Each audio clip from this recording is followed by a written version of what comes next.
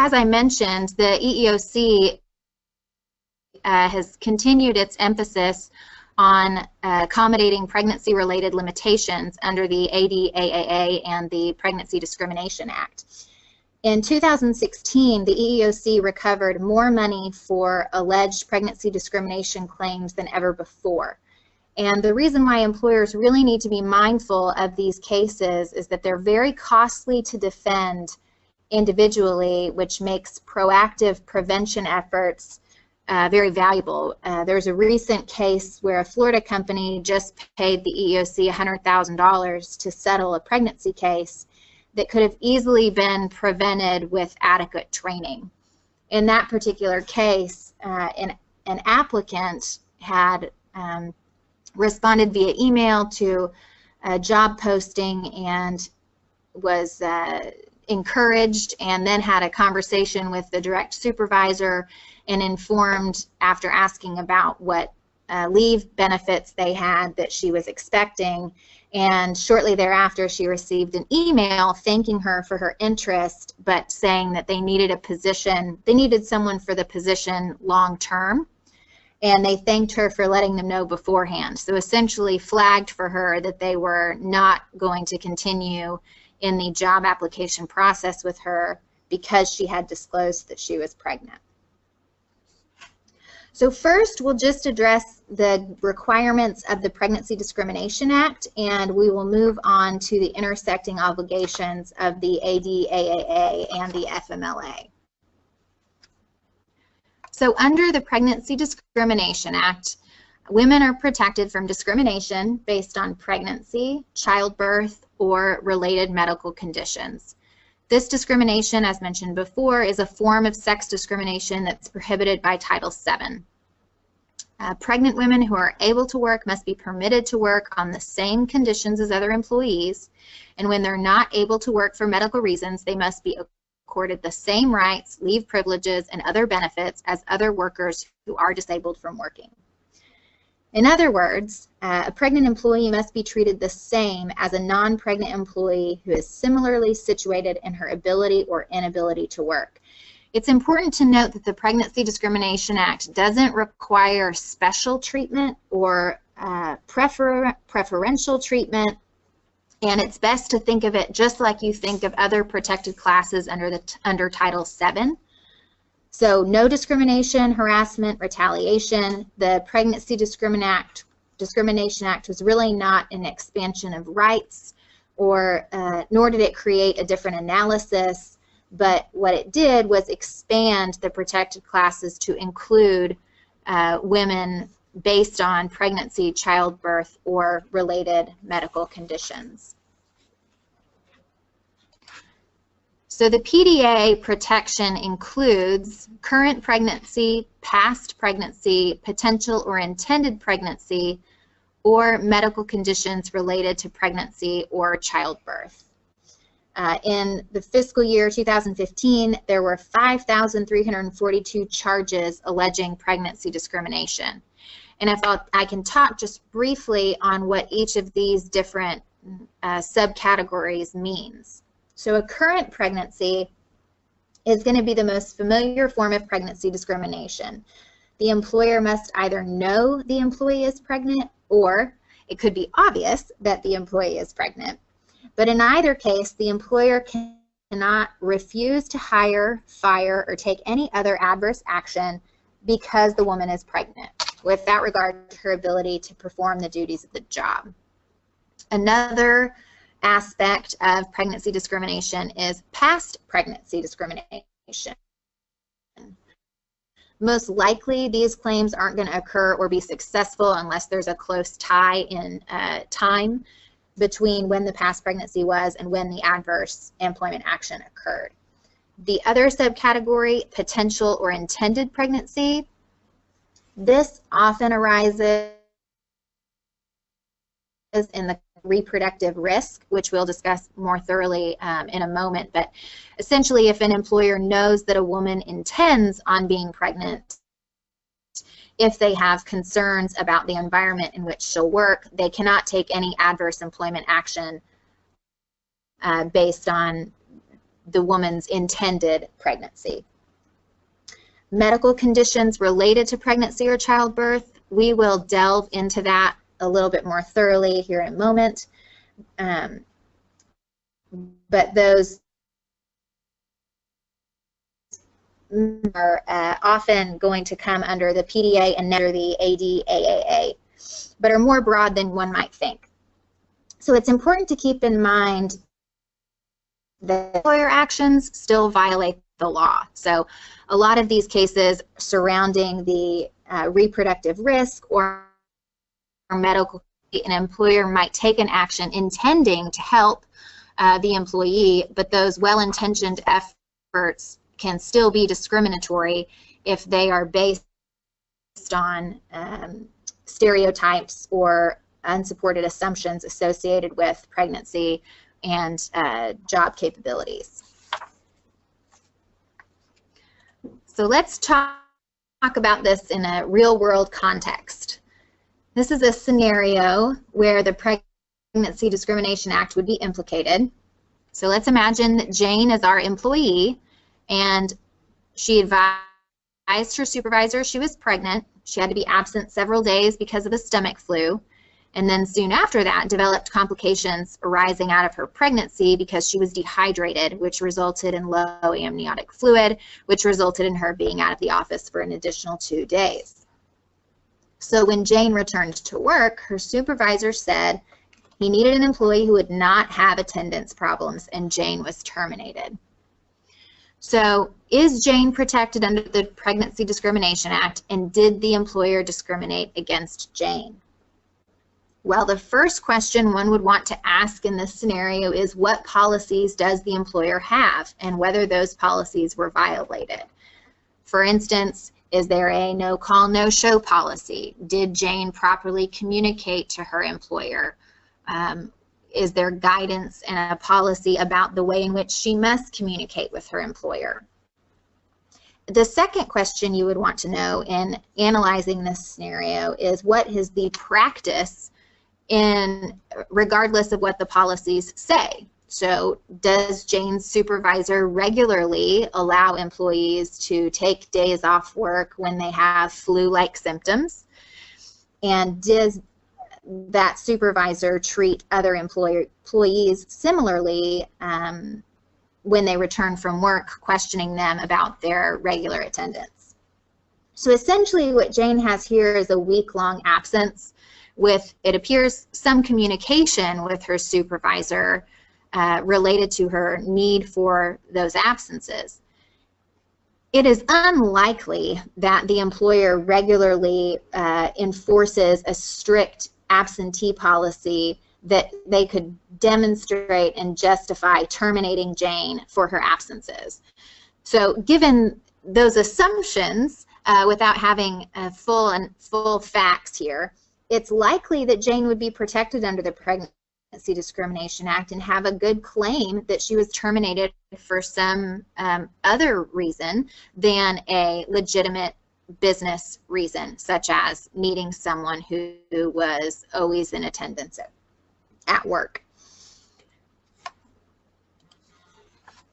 Looking at a second scenario, again addressing what this looks like in the real world, if you have a pregnant UPS 5-pound lifting restriction by her doctor, and her employer tells her she can no longer work because the job required all employees to lift 70 pounds. Did UPS discriminate against the employee? Well, this is an interesting case because it aligns with the Supreme Court case we mentioned previously in 2015, Young versus UPS.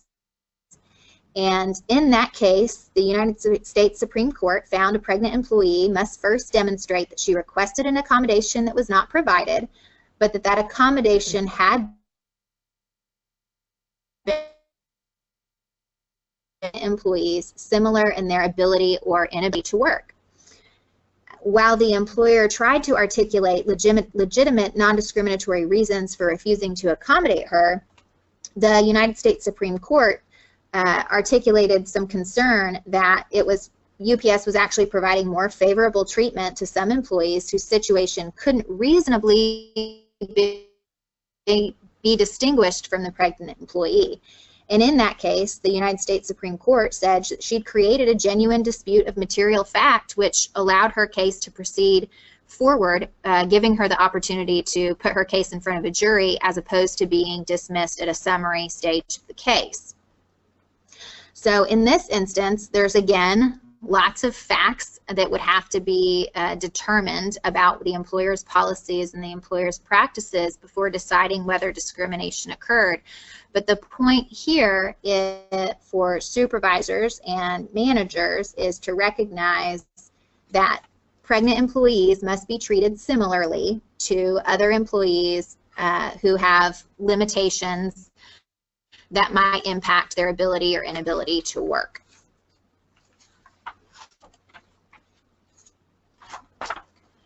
And another aspect of that is critically important is determining whether the job function issue is essential. So this ties into some of the ADAAA analysis that we'll get to, but if the job functions that a pregnant employee describes as being problematic, if those job functions are not essential, then the pregnant employee should be accommodated and those job functions should be modified to avoid the risk of a claim. So mentioned briefly the reproductive risk aspect of a Pregnancy Discrimination Act claim. Reproductive risk is really a line of thinking that if you have a pregnant employee, you need to protect that pregnant employee from perhaps a working environment that could harm the child. And the case law on this really demonstrates that there's very few what's called bona fide occupational qualifications that would justify an employer from making decisions that would exclude a woman from a position because of reproductive risk. What you'll read on the screen there is that the Supreme Court decision resulted in the court holding that a battery manufacturing company violated Title VII by excluding all fertile women from jobs in which lead levels could potentially harm an unborn child. And the court explained decisions about the welfare of future children must be left to the parents who conceive, bear, support, and raise them rather than to the employers who hire those parents. So reproductive risk, again, this is the intending to be pregnant employee that the Pregnancy Discrimination Act also covers. Health insurance protections also come within the scope of the Pregnancy Discrimination Act. If you have an insurance policy that otherwise provides comprehensive coverage, it would be a violation of Title VII and the PDA if the health insurance plan facially discriminates against women by excluding contraception.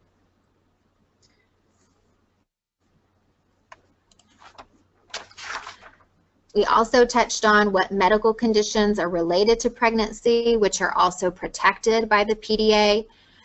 As I mentioned previously, there's some extension to medical conditions that might be surprising to some folks. That extends to lactation and breastfeeding. So if an employer takes an adverse action against an employee who is returned to work from a pregnancy but who's breastfeeding, that also comes within the scope of the Pregnancy Discrimination Act.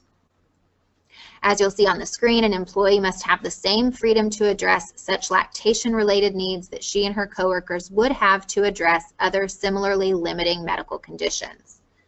Also, kind of outside the scope of what we're covering today, but the Affordable Care Act also requires employers to provide reasonable break time and a private place for hourly employees who are breastfeeding to express milk. The Fair Labor Standards Act also touches on the break time aspect of this, and what is circulating as potential replacement to the Affordable Care Act has not altered the obligations related to breastfeeding.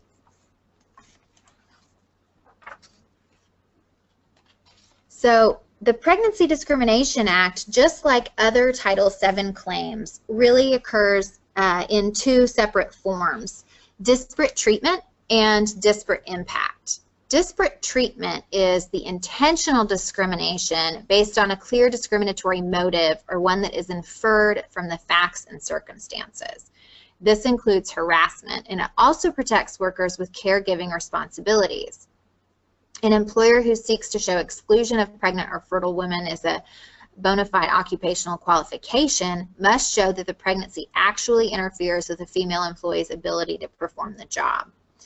So what are some examples of disparate treatment? Well, a direct example of disparate treatment would be the one discussed at the beginning of the presentation, the actual case where you have a direct supervisor telling a job applicant, thanks for letting us know beforehand that you're pregnant because we really want someone to stay in this position long term. Therefore, we're not going to hire you.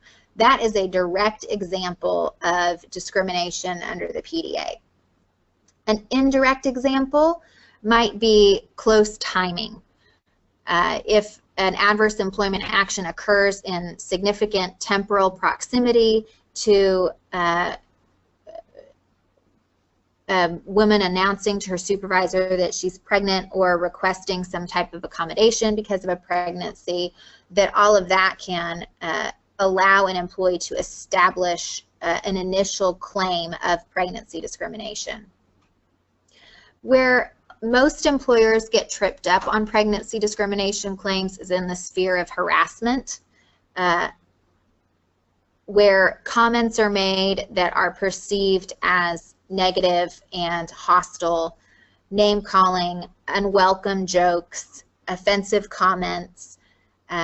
Those can all lead to a claim of harassment, but those claims can also be prevented with appropriate training, and an employer gains a lot of advantage by conducting those trainings and then having the evidence to demonstrate that it regularly required its supervisors and managers to undergo harassment and discrimination training.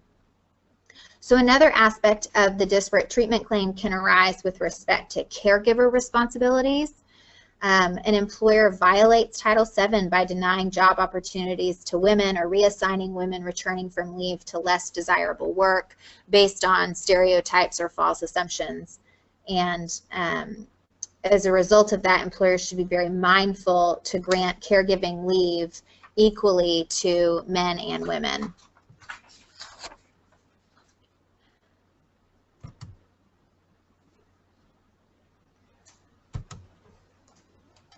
So the other aspect of Pregnancy Discrimination Act is the disparate impact claim, which is a facially neutral policy that has a disproportionate adverse effect on women affected by pregnancy, childbirth, or related medical conditions.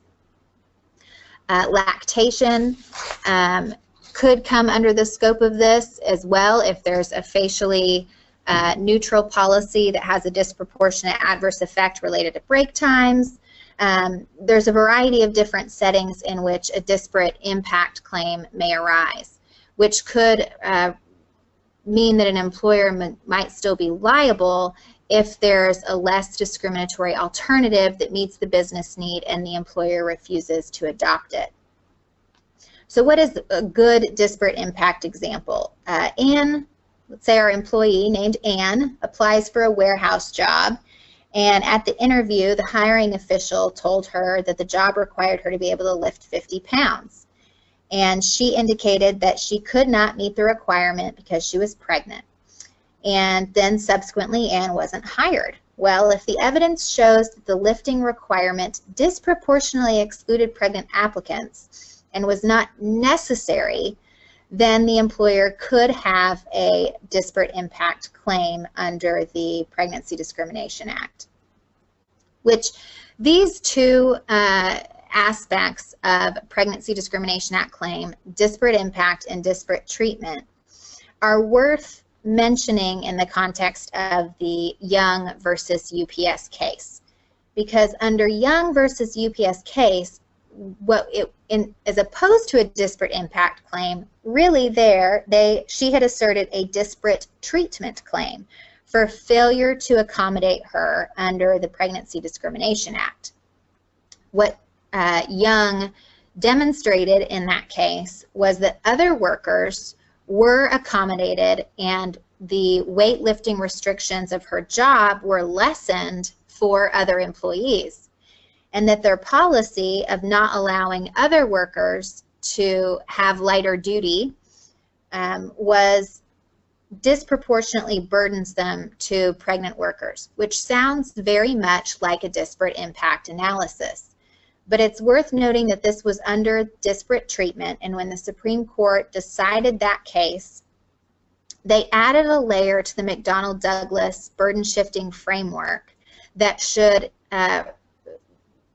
resonate with employers and require employers to really be mindful about how they are accommodating or refusing to accommodate pregnant employees. And what the Supreme Court said in Young is if the employer's legitimate business justification for refusing to make the accommodation significantly burdens pregnant workers, and the employer does not have reasons that are sufficiently strong to justify that burden, the employee has stated a claim and established pregnancy discrimination under the PDA. That's significant because it modifies what is required of an employer in the context of a pregnant employee requesting accommodation. So it almost feels like a disparate impact analysis, but it applies to disparate treatment claims when the claim is for an accommodation based on a pregnancy-related issue.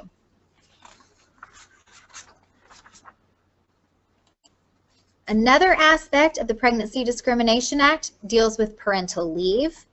An employer may not compel an employee to take leave because she's pregnant as long as she's able to perform her job. An employer should distinguish between leaves related to any physical limitations imposed by pregnancy or childbirth and leave for purposes of bonding with a child and or providing care for a child. So on the one hand, you have a pregnancy-related medical leave. On the other hand, you have parental leave. Leave related to pregnancy, childbirth, or related medical conditions can be limited to women affected by those conditions. Obviously, that leave is going to be due to the same types of limitations that would require an employer to run the analysis under an accommodation under the PDA or the ADAAA. The second type of leave, parental leave, is for purposes of bonding with a child and or providing care for a child. And the reason why it is so important for employers to make that distinction is that if they don't, they run the risk of violating Title VII in the PDA. So let's talk about this with an example to maybe help flesh that out. An employer offers pregnant employees up to 10 weeks paid pregnancy-related medical leave for pregnancy and childbirth. The employer also offers new parents 6 weeks of parental leave.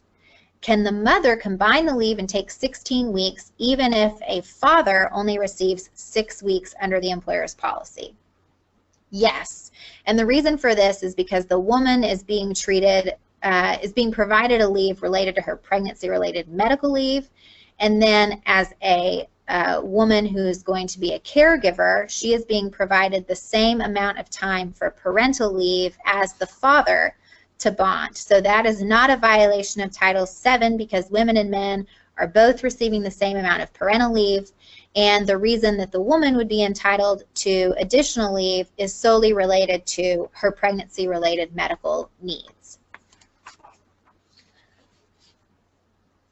Another scenario, in addition to providing medical leave for women with pregnancy-related conditions and for new mothers, the employers provide 6 additional weeks for new mothers to bond with and care, but doesn't provide any paid parental leave for fathers. Here's the opposite, where men and women are being treated differently, and where men and women are being treated differently, even in the context of a parental leave, the policy is considered to violate Title VII.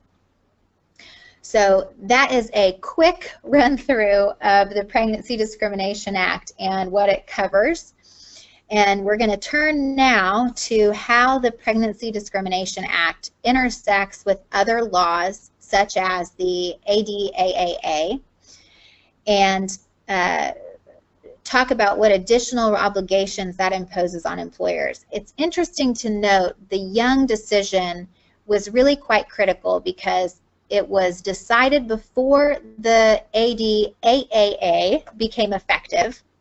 So it really looked at what the PDA provided, but it hinted at the idea that the amendments to the ADA would cover more pregnancy-related medical conditions than what courts previously interpreted the ADA to provide.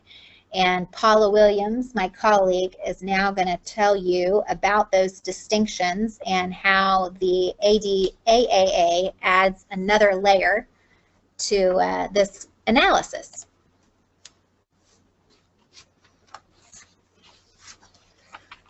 Good afternoon. Before we dig into the ADAAA, we had just one question about our handouts. Our handouts will be loaded after the webinar onto the webinar system, so those should be available to you.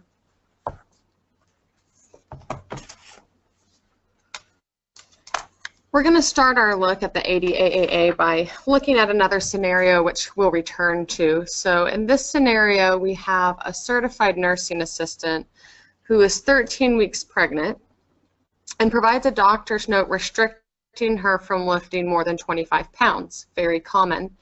The employer places her on medical leave but terminates the employment after the CNA exhausts her FMLA leave.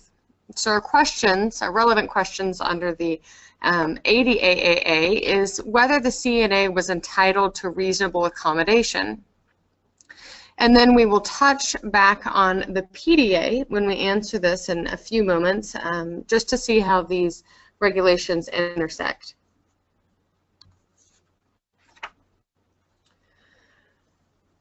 Under the ADAAA, individuals are protected from employment discrimination on the basis of disability, and hopefully these regulations are a little more familiar to you since they encompass much more than just pregnancy. The ADAAA limits how and when an employer may make medical inquiries or require medical examinations of employees or applicants.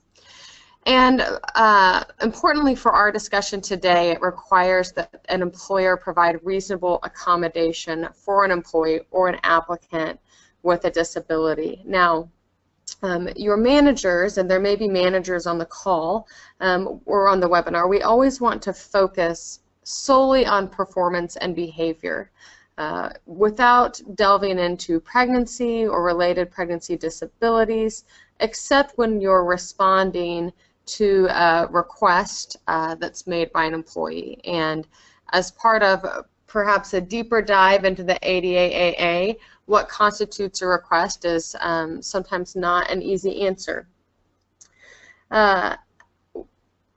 Part of the accommodation process that we will discuss in a few moments involves this interactive good faith process. So never say never when you're approached about an accommodation. It's good to have policies in force so that the employee knows who is in charge of accommodation, how to make a request, and that there's a process in place so that that request is appropriately considered. So, your employee is pregnant. Is she disabled? On the left, you see Ms. Chelsea Clinton, and on the right, Ms. Ivanka Trump, with her two youngest below and one on the way. That's, I think Theodore was on the way in that picture who you saw crawling earlier. So, is pregnancy a disability? Pregnancy by itself is not a disability. However, an employer's obligation to accommodate a pregnant employee is triggered in two ways. It's triggered with respect to either limitations resulting from pregnancy-related conditions that then constitute a disability, or it can also be triggered from a resulting interaction between the pregnancy with a pre-existing underlying impairment. And just as a reminder, we had a question. The ADAAA stands for the Americans with Disabilities Act Amendments Act. So we've had the ADA for several decades, and the ADAAA was an amendments act that went into effect about a decade ago that broadened many of the definitions under the ADA. I know it's a mouthful, but that's what I'm referring to when we say ADAAA. So even though pregnancy by itself is not a disability, pregnant workers and job applicants aren't excluded from protections under the ADA. So just because they fall under the PDA, they also can fall under the ADAAA. And they can fall under the ADA with one of three ways. The worker may have a disability, may have a history of disability, or the employer believes the employee to have a physical or mental impairment. And I'd like to walk through these three, giving just a couple examples as related to pregnancy. So just an easy example of a pregnant employee who may have a disability. Carpal tunnel syndrome is a very common pregnancy-related impairment. And carpal tunnel syndrome may require accommodation, and we will talk through easy accommodations in a few slides.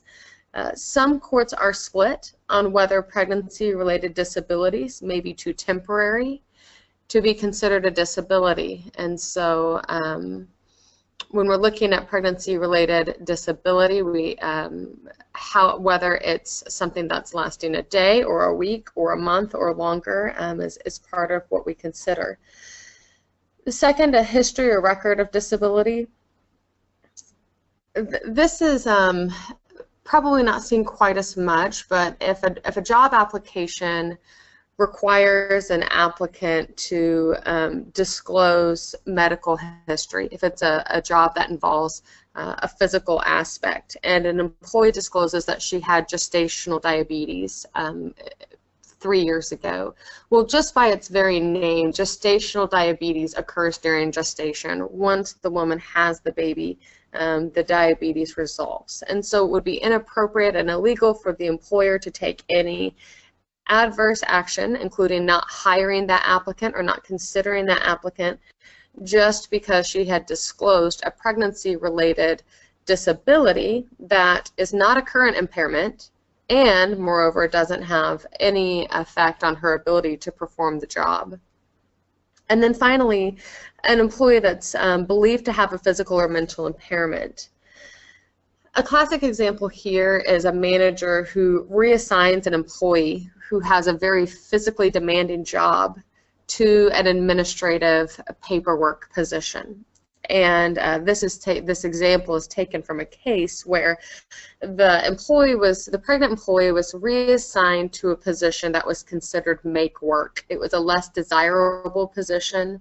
The employee made less, but the manager had good intentions. He was concerned about the physical labor and concerned about a miscarriage risk for the pregnant employee. Well, the pregnant employee was actually not experiencing any complications and had been approved by her doctor to perform that physical work. And so the employer had inappropriately regarded the pregnant employee as disabled and discriminated against her by reassigning her to a less favorable position.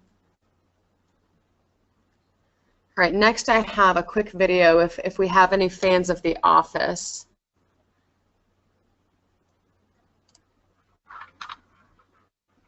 I do not like pregnant women in my workspace. They're always complaining. I have varicose veins too. I have swollen ankles. I'm constantly hungry. Do you think I don't need to know the fastest way to the hospital? That clip makes me giggle. I am an Office fan and I like Stanley, and that clip may have been more appropriate under the Pregnancy Discrimination Act, where we learned that pregnant employees are treated the same as similarly situated employees. So that was Stanley admitting that he considered himself to be similarly situated to a number of pregnant employees as far as how he felt. How do you know if your pregnant employee is disabled? I wish I could say that that was me during one of my pregnancies, but it's not. So how do you know if someone that appears very capable is suffering from a disability? Well, there's no requirement that an impairment last a particular length. As I mentioned previously, courts have come down on different lines as far as how long a disability must last to be covered, but it has to involve a physical or mental impairment that substantially limits a major life activity, and those are the legal terms.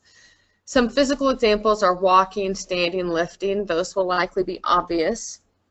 But it also includes neurological, endocrine, reproductive systems, operation of an individual organ, and I mentioned those because many mental impairments may not be quite as obvious to an employer. Some examples that are very common in pregnancy: carpal tunnel, as I mentioned before, gestational diabetes, nausea, and it's a little bit of a misnomer that morning sickness occurs only in the morning. It can actually be all day and for all 9 months. Abnormal heart rhythm, swelling, and depression are all pregnancy-related complications that can result in disability covered by the ADAAA. Under the ADAAA, as I mentioned before, we have a broader view of what constitutes a disability. So the courts have said that this should not involve an extensive analysis. So when you're deciding whether an employee is entitled to reasonable accommodation, it's better to err on the side of going ahead to accommodate, because this definition is so broad now.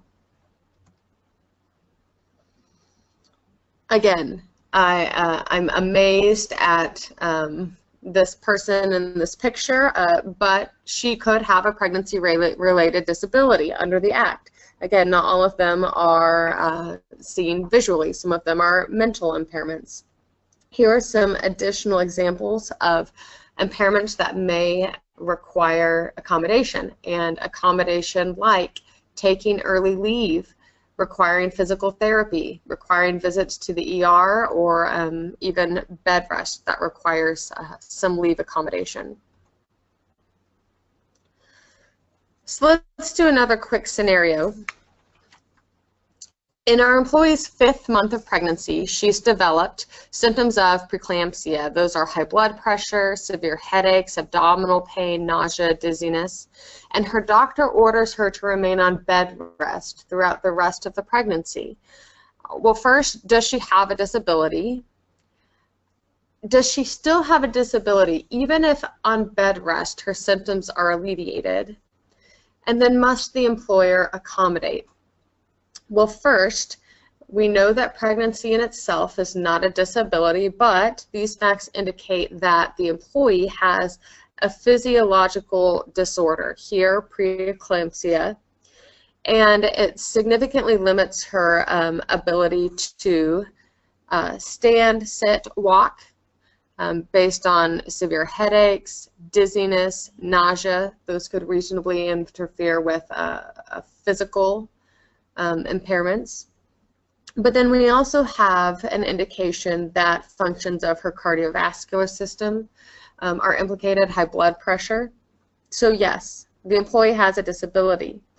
The effects of bed rest alleviating these symptoms are not considered. The ADAAA requires the determination of disability to be made without regard to those mitigating measures. And then must the employer accommodate? Well, the employer cannot take adverse action against her, such as termination or reassigning her to a less desirable position, just because of the substantially limiting impairment. The employer has to consider whether accommodation is reasonable.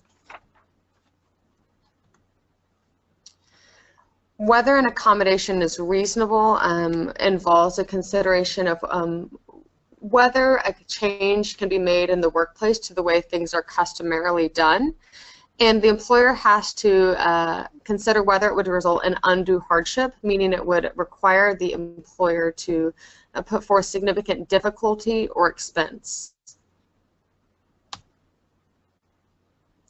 Here are some examples of reasonable accommodations. I'll just highlight a couple so that we can get to FMLA as well today. So modifying workplace policies. This may be allowing a water bottle where at a workstation where one is not typically required. This comes from an actual case where water was not allowed at workstations because of the delicate nature of the paperwork that employees were regularly handling, but allowing water as easy as accommodation as that. Modifying a work schedule, allowing an employee to come in an hour late or leave an hour early to accommodate appointments is an example.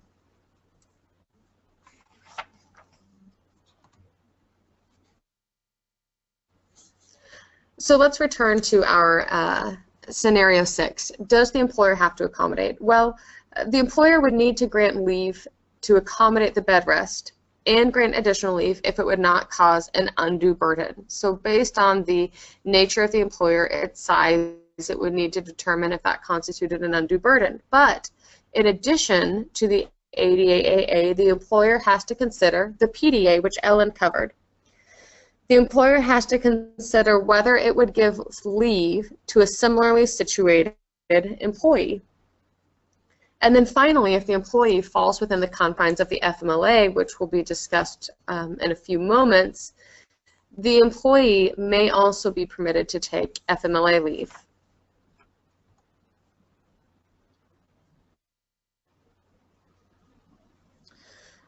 Quick scenario so that we can keep moving.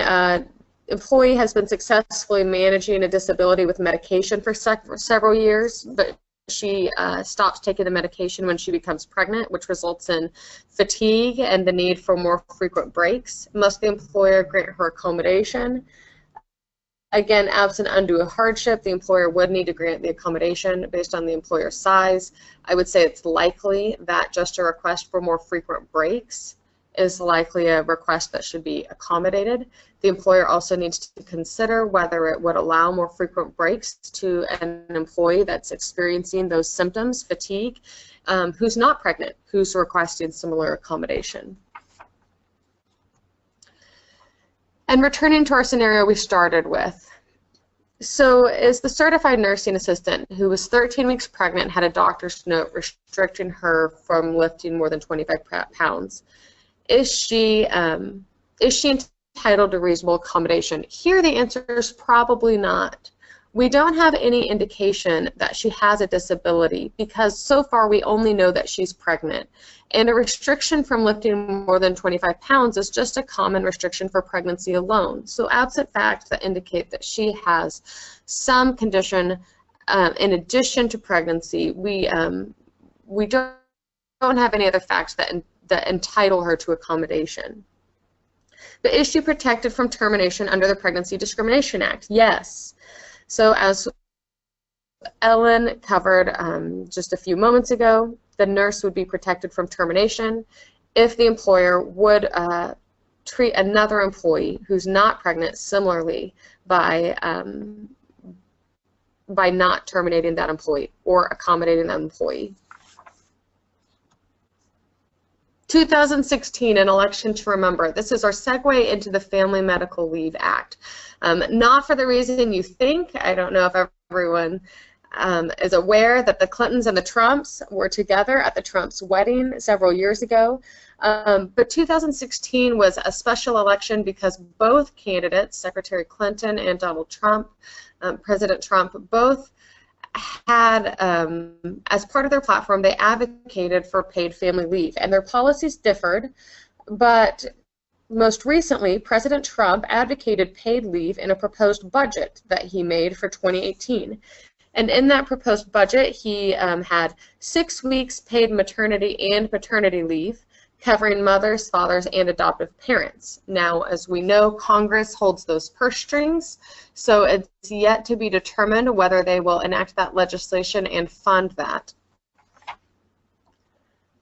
this hopefully is familiar to you that under the FMLA, an eligible employee can take up to 12 work weeks of leave for 4 different categories: birth and care of a child, placement of a child through adoption, caring for the employee's spouse, son, daughter, or parent. And so here I think most germane to our discussion is caring for employee's spouse, or to take medical leave when the employee is unable to work because of a serious health condition.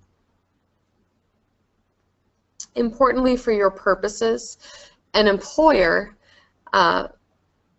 is defined under the FMLA as any person who acts directly or indirectly in the interest of an employer to any of the employees of the employer. And what that translates to is that an HR manager can be held liable, individually liable, for violating an employee's rights under the FMLA. So training our managers is very important, especially for purposes of the FMLA. Under the FMLA, an employer has to maintain the employee's existing level of coverage under a group health plan while that employee is taking covered leave. And when the employee returns, the employer must return that employee to the original job or an equivalent job. Under FMLA, spouses who are employed by the same employer are not entitled to more than 12 weeks paid family leave between them. Here I have, I'm again an Office fan, perhaps one of our most famous spouses employed by the same employer. The employer may not interfere with, restrain, or deny the exercise of the rights provided by FMLA. It can't discriminate against individuals who are opposing practices that are prohibited from the FMLA or participating in FMLA-related proceedings. Keep in mind that just as with pregnancy discrimination, motive is often irrelevant with FMLA interference claims. Even simple interference that causes harm is enough. So our managers need to be sensitive to communicating well. We found that a lot of times simple communication can resolve a lot of claims.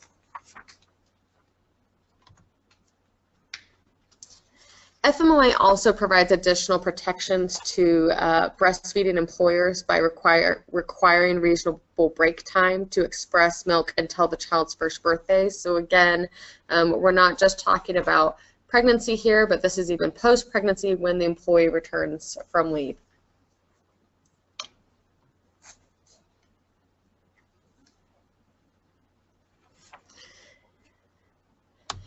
And as we discussed at the beginning, state laws can afford greater protections to employees under FMLA. Right now, 3 states afford paid family leave.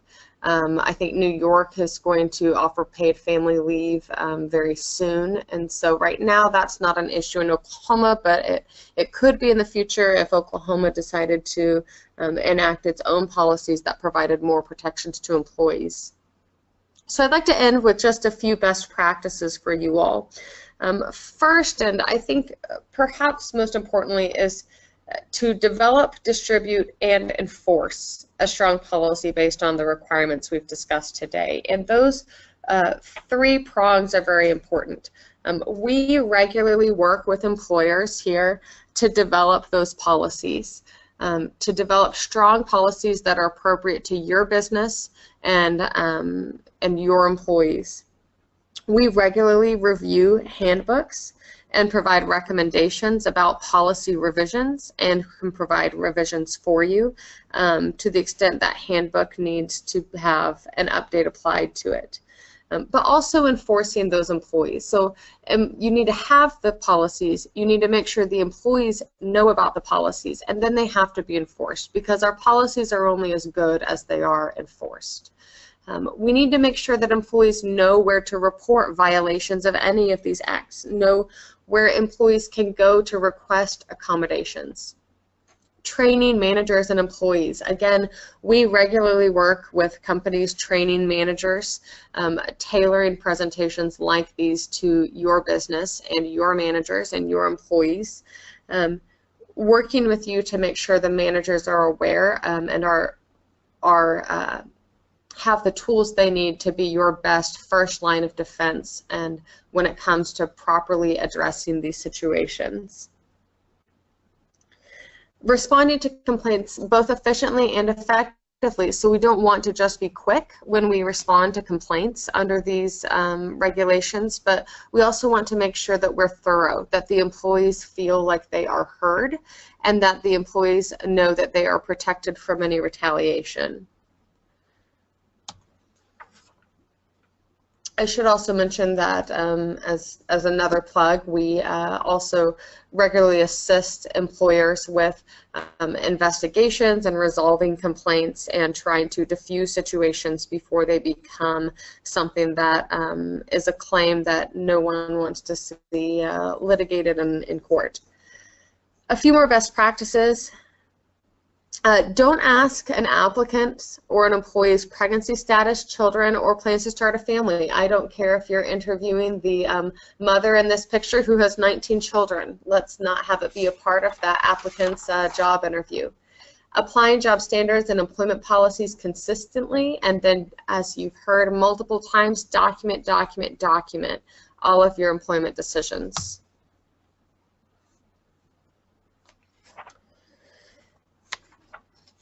Providing parental leave similarly situated to similarly situated men and women, we covered that.